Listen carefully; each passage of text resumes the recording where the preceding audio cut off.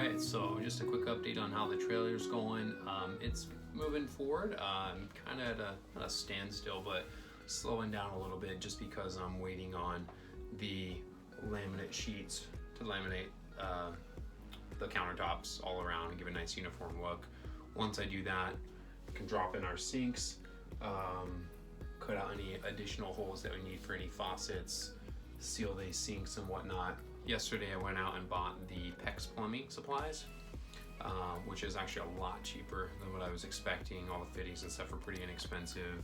Most expensive thing I saw so far that I had to buy was the crimpers, which I'll show that later on too when I get into that. I'm pretty excited about running the PEX, and looks way easier than even doing PVC and not having to worry about screwing around with copper and sweating pipes at all, because I don't know how to do it. I've never done that, honestly. So PEX is looking pretty promising.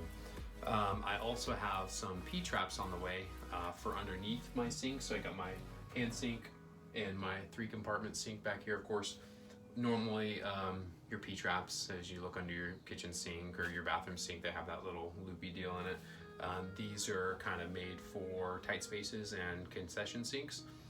So they're just this real small, I'll post a photo here for you, just real small little P-trap deals. It's like $30 for all 4, which is great. Just to save space, make it easier to hook up. Yeah, really nice. So for the countertops where I'm installing my sinks, it didn't come with a template. You don't want to trace the top part of the sink, otherwise your sinks will just fall through. So how I made my template to cut these out is I actually flip them upside down after I decided where I wanted to go, distance from the wall.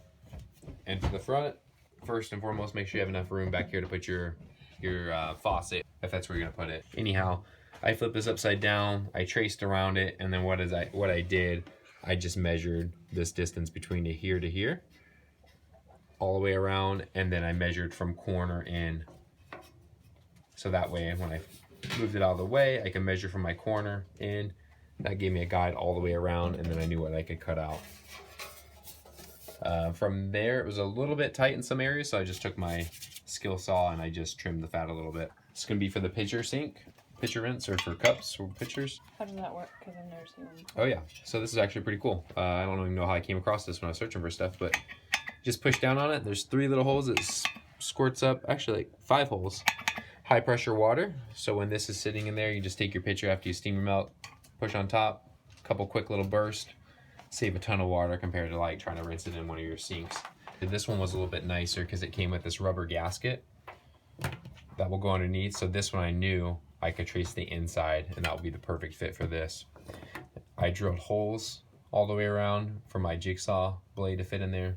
There's a pilot hole so I can cut around.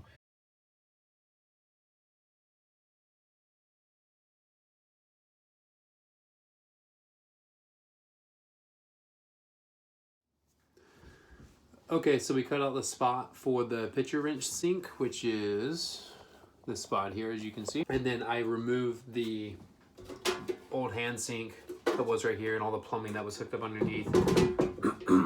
Because the next step that we're waiting on, about a week ago, I ordered the laminate for the countertops. So we can't really move forward. We're kind of at a standstill a little bit, at least with the plumbing stuff, until I get that. Should be in a day or 2. I'll go pick that up. Once I install the laminate, then I can go ahead and put these sinks in, drill any more holes that I might need for the faucets. And then from there, we can actually start doing some plumbing, which is going to be pretty exciting. But yeah, that's kind of where we're at right now. We'll post some videos to come of the plumbing, doing the laminate countertops and so forth, and anything else that's along the way. So, okay, so if you found this video helpful, like the video, make sure to give it a thumbs up. Any questions you have or any comments, leave it in the comments below. Make sure to subscribe for future videos, and definitely share if you found this useful and you think maybe others would like this as well. My name is Anthony with Press On Coffee, and we will see you next time.